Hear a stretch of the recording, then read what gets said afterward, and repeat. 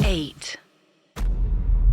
ये एपिसोड अर्श हम लोग 2024 के अगस्त महीने के आसपास में रिकॉर्ड कर रहे हैं जी। और ये वो अनफॉर्चुनेट टाइम्स हैं जब अभी रिसेंटली जो कोलकाता में डॉक्टर्स के साथ हुआ है वो वाला मामला जो चल रहा है।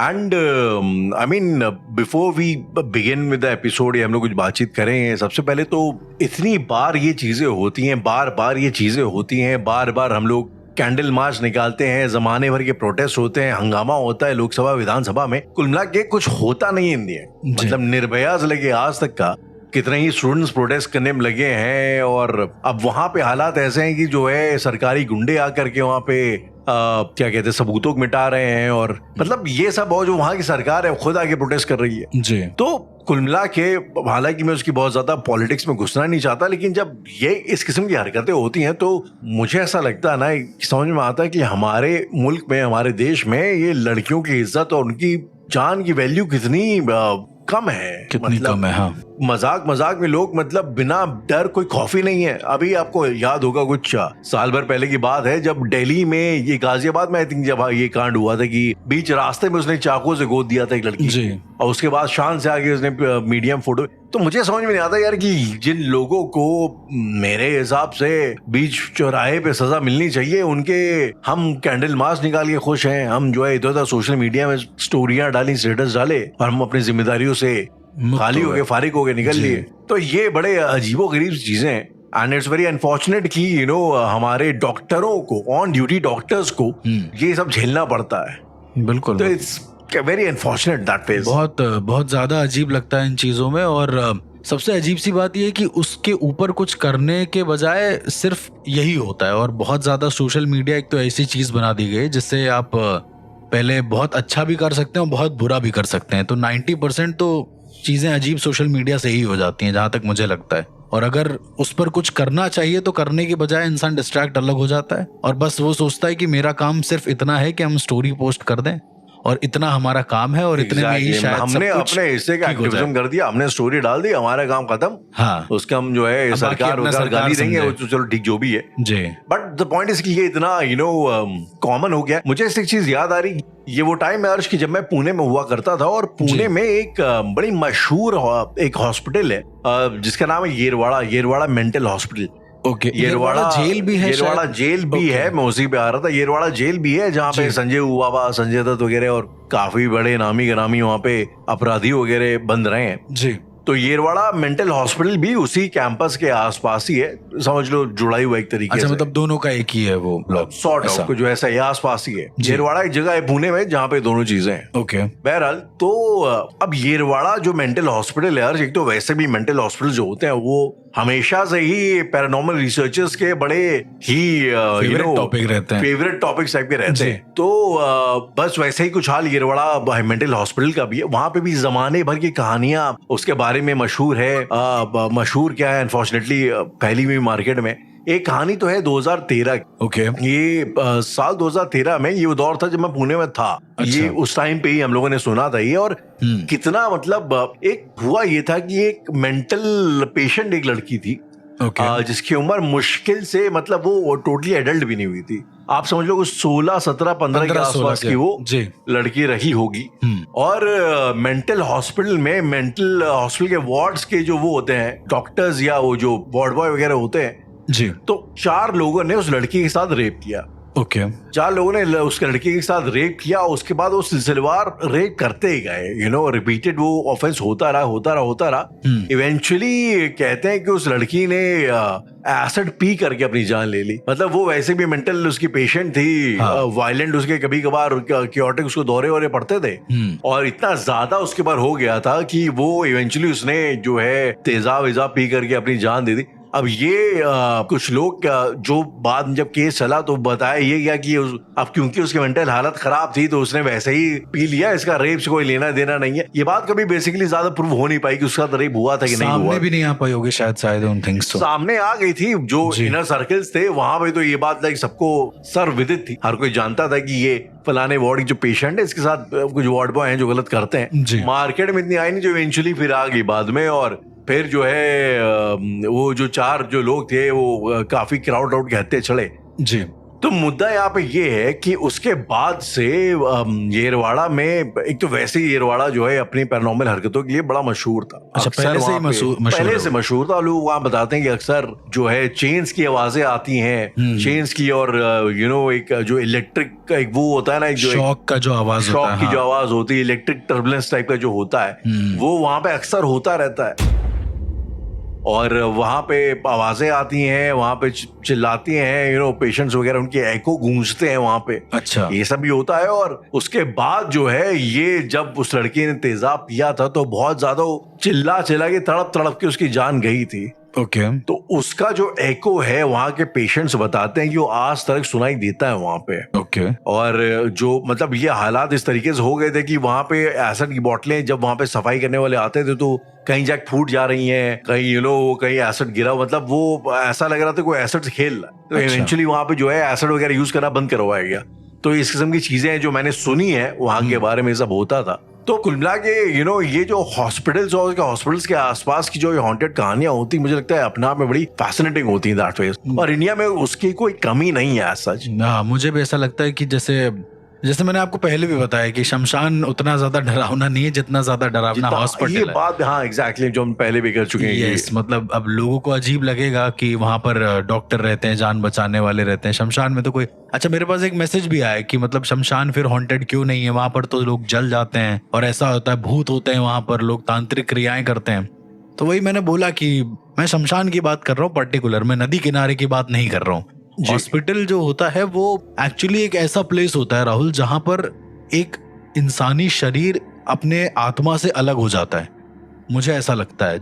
अभी आप देखेंगे अगर ऑल इंडिया में ऑन एन एवरेज कम से कम कई लोग मर रहे हैं, हर मिनट कई लोग मर रहे हैं। मुझे एग्जैक्ट आइडिया नहीं है आंकड़े का कि कितने लोग मर रहे हैं, लेकिन हॉस्पिटल में मरने वालों की संख्या बहुत ज्यादा है। अब मैं मेंटल हॉस्पिटल जैसे आपने बताया, क्योंकि वो तो ऑलरेडी बहुत ज्यादा ट्रॉमेटिक है, वहां पर पता ही नहीं है उन लोगों को कि वो क्या सोच रहे हैं, क्या कर रहे हैं। लेकिन कभी कभी ना नॉर्मल हॉस्पिटल भी इतने ज्यादा अजीब हो जाते हैं राहुल, और सिर्फ हॉस्पिटल नहीं, हॉस्पिटल में काम करने वाले जो लोग हैं वो और ज्यादा अजीब हो जाते हैं। जी बिल्कुल, मुझे लगता है वैसे तो डॉक्टरों, वो मतलब हमारे डॉक्टर हमारी जान के रक्षक हैं, ये बात सही है, लेकिन काफी भी डॉक्टर्स ऐसे भी हैं जो शायद लीक से हटके भी काम करते हैं। बिल्कुल है, मुझे अगर आपको बताऊं हर्ष, मुझे एक बड़ा खौफनाक सा याद है, जब ये बाबा राम रहीम वाला केस चल रहा था, तो हमारे लखनऊ में ही एक बख्शी तालाब एरिया है, वहां पर उनकी हॉस्पिटल चलती है। और ऐसा बताते हैं कि बाबा राम रहीम उस जमाने में इन्वॉल्व थे, जो बॉडी पार्ट्स वगैरह होते हैं ना, जो इनकी तस्करी होती है, ऑर्गन्स की जो तस्करी, एग्जैक्टली, तो ऑर्गन्स की तस्करी करते थे। और दूसरी बात, ये लाशें जो है ऑटोप्सी के लिए और मेडिकल एक्सपेरिमेंट के लिए प्रोवाइड कराते थे हॉस्पिटल्स को। इनका ये रैकेट चलता था, ये लाइक सो कॉल्ड है, मतलब एलिजिली ऐसा बोला जाता है। ऑर्गन्स को वो करने का, ऑर्गन्स के साथ साथ डेड बॉडीज भी, मेडिकल कॉलेजों में डेड बॉडीज दी जाती है ना, लाइक पेशेंट्स के लिए, वो ट्राई करने के लिए और भी कोई एक्सपेरिमेंट करने के लिए।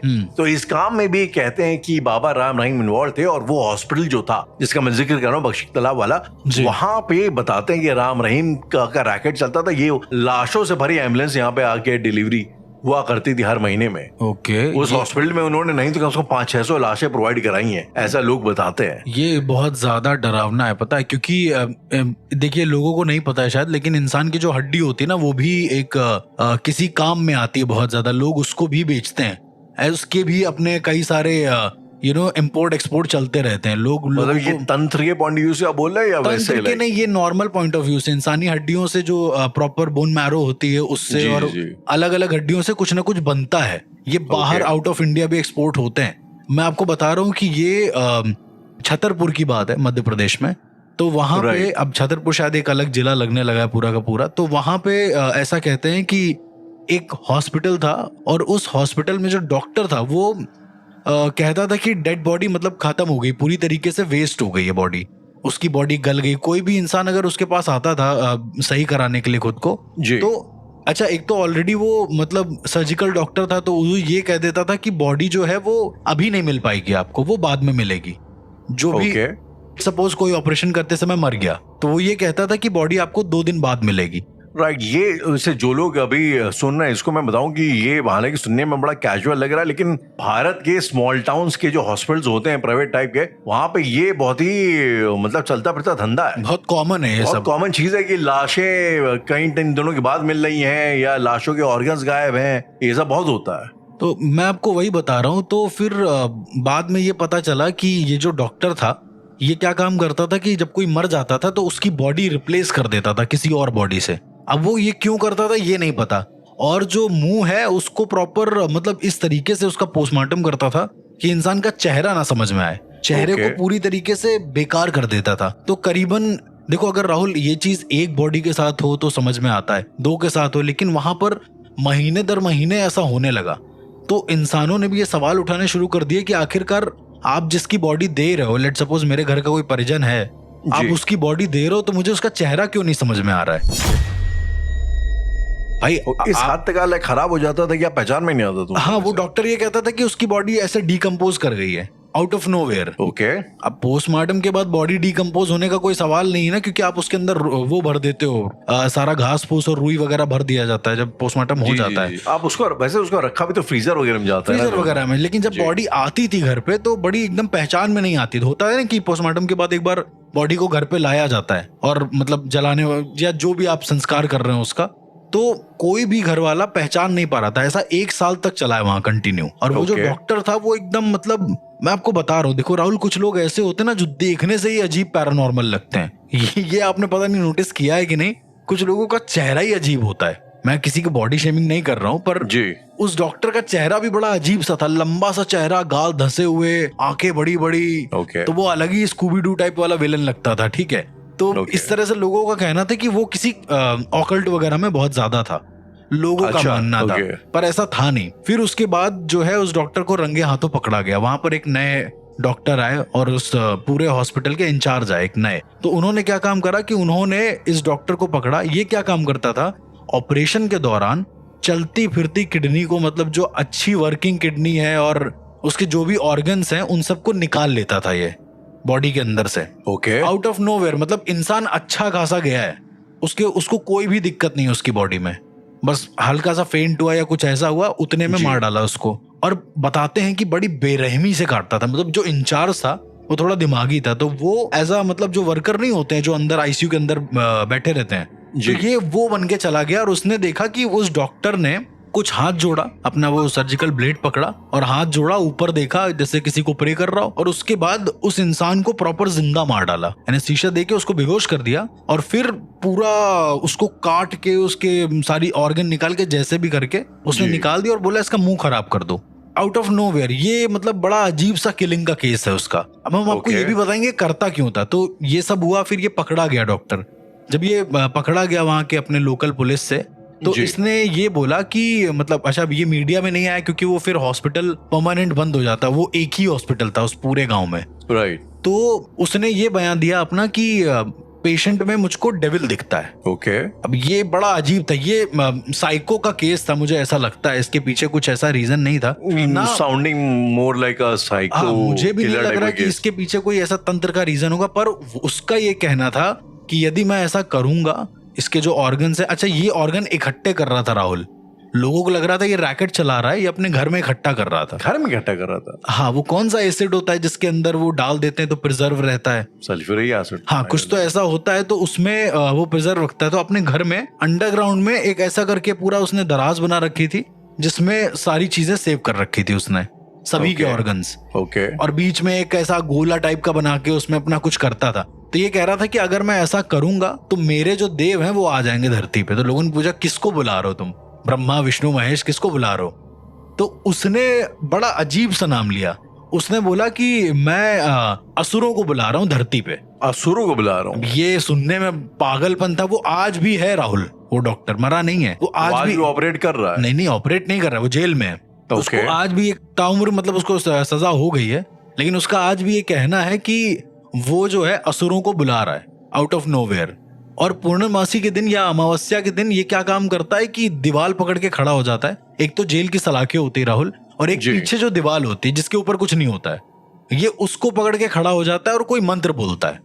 बेवजह। मतलब Okay. अब नुकसान तो नहीं हो रहा क्योंकि वो हॉस्पिटल अच्छे से चल रहा है, एकदम रेनोवेट हो गया और सारी चीजें सही हो गई। मतलब ये जो खबर थी ये बाहर मार्केट में आई थी, ये मार्केट में आई थी, लोगों तक पहुंच गई थी बहुत अच्छे से, और ये बाहर उसके भी बावजूद लोग उस हॉस्पिटल में आ रहे हैं अभी भी इलाज नहीं, करवाने उस के लिए। डॉक्टर को तो हटा दिया गया ना, बहुत टाइम पहले की बात अच्छा, है। Okay okay. अब उस डॉक्टर को हटा दिया गया, उससे जुड़े संबंधित जितने लोग थे उनको हटा दिया आउट ऑफ नोवेयर, और नया एक स्टाफ आया जो अच्छा स्टाफ था इनफैक्ट। और जी, अभी भी वो इंसान, मतलब वहाँ के जेल के जो लोग हैं वो ये बताते हैं कि वो कहता है कि मेरी ब्लेड दे दो, सर्जिकल ब्लेड मांगता है अपनी, कहता है कि मुझे ब्लेड चाहिए। अर्श आपने अभी तक का जो देखा जाए तो जो एग्जॉर्सिज्म का जो पैरानॉर्मल वाला कैरियर है, इसमें अभी तक का कभी कोई ऐसा केस या कोई ऐसी एंटिटी से आपका आमना सामना हुआ है या कोई स्पिरिट से जो शायद थोड़ा सा जिसका थोड़ा एक साइको वाला बेंट हो? मतलब मैं थोड़ा साइको वाले बेंट को ना समझना चाह रहा हूँ यार, कि बेसिकली जो जैसे? लोग होते हैं, जैसे मतलब कि कोई spirit, I am just guessing, अगर कोई स्पिरिट किसी के अंदर आई है, पोजेस किया है, तो जिसकी स्पिरिट है वो बड़ा ही घासली किस्म का, बड़ा ही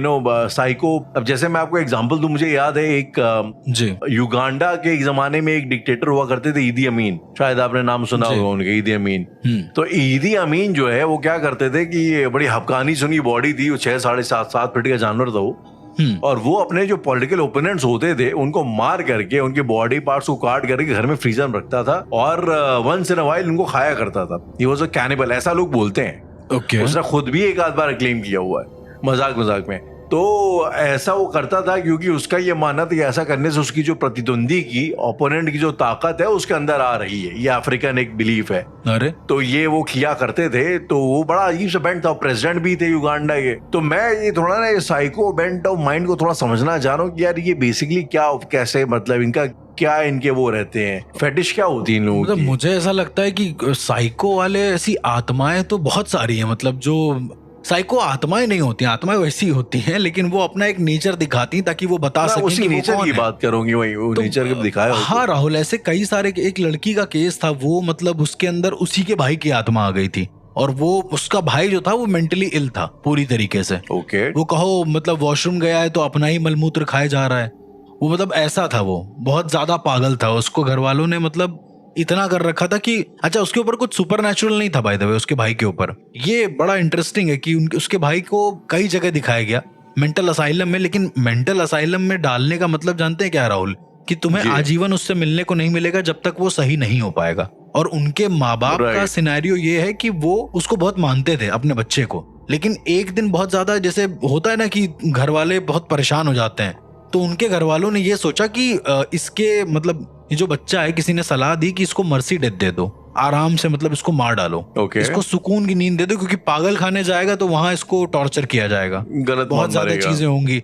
घर पे रहेगा, खुला रहेगा तो दिक्कत है, बांध के रखोगे तो मरने के चांसेस तड़प तड़प के ज्यादा हैं। जी। तो किसी ने आइडिया दिया होगा, तो घर वालों ने इसको जैसे तैसे करके धीरे धीरे स्लो पॉइजन देना शुरू कर दिया खाने में, ओके। और वो धीरे धीरे अपना, उसकी जैसे जैसे चीजें होती गई वो मर गया।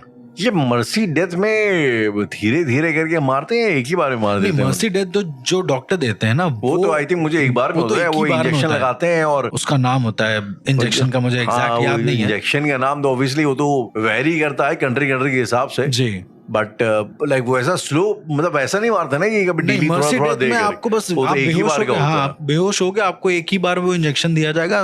जैसे आप लाइक जो पेट्स के साथ जो किया जाता है, जो कुत्ते बिल्लियों के साथ। हाँ एग्जैक्टली, तो वैसे ही उनको मतलब, तो इस बंदे को स्लो पॉइजन दिया गया क्योंकि मर्सी डेथ का इंजेक्शन तो था नहीं इनके पास, तो Okay. स्लो पॉइजन ही देना जरूरी है। ये मर गया, ठीक है। मरते मरते इसने बोला कि अम्मा मुझे मारो नहीं, मतलब नॉर्मल लैंग्वेज में इसने बोला। मुझे ऐसा लगता है ना राहुल कि जब हम मरते हैं या फिर कुछ, जब ऐसी सिचुएशन आती है कि आपको लगता है कि अब मौत आ गई है सामने, तो आपका जो ट्रू सेल्फ है वो एकदम बाहर आ जाता है।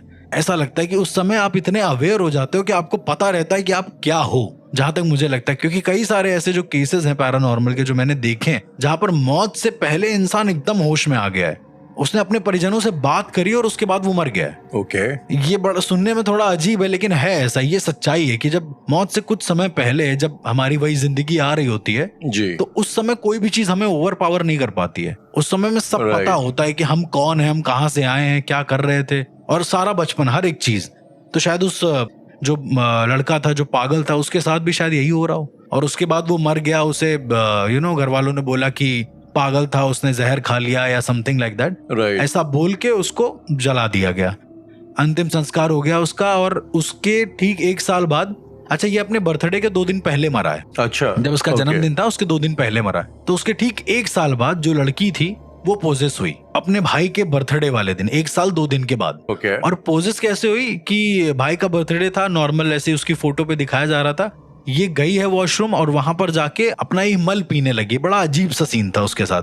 तो घर वालों ने उसको बाहर निकाला और वो चिल्लाने लगी जोर जोर से कि मुझे जहर मत दो, जहर मत दो। अब ये बड़ा अजीब है, जब कोई आत्मा इस तरह की होती है और वो अपने नेचर को अभिव्यक्त करती है कि उसके साथ क्या हुआ है, वो बहुत रियल होता है। मतलब पोजेशन सुनने में शायद बहुत इजी है, पर जब वो किसी इंसान पर होता है तो आत्मा ये चाहती है कि 90% वो दिखाए जो उसके साथ हुआ है। जहां तक मुझे लगता है रिवेंज की भावनाएं एक अलग होती हैं राहुल, कहीं कहीं पर। लेकिन मुझे ऐसा लगता है कि शायद जो सबसे इंटेंस एक्सपीरियंसेस रहे होंगे उस स्पिरिट के साथ, तो उसको आई थिंक लास्ट आखिरी मेमोरी उसी की शायद रहती होगी। हाँ, ये भी हो सकता है, जो लास्ट उसके साथ हुआ है। तो पॉसिबली ये मुझे ऐसा लगता है ना कि कितने ही शायद हॉस्पिटल्स होंगे पैन इंडिया जिसमें इतनी सारी कहानियां होंगी जो शायद हम लोग को पता भी ना हो। ये तो जो एक आध है जो बाहर आ जाती हैं ऐसा माहौल, मतलब भी आ क्या जाती है पता करना पड़ता है कि पता है भी, कि हाँ, नहीं है exactly, ऐसा। पता करना। वो तो आप पैरानॉर्मल उसमें हैं तो लाइक कहीं ना कहीं से पता लग जाती चीजें, मिल ही जाता है।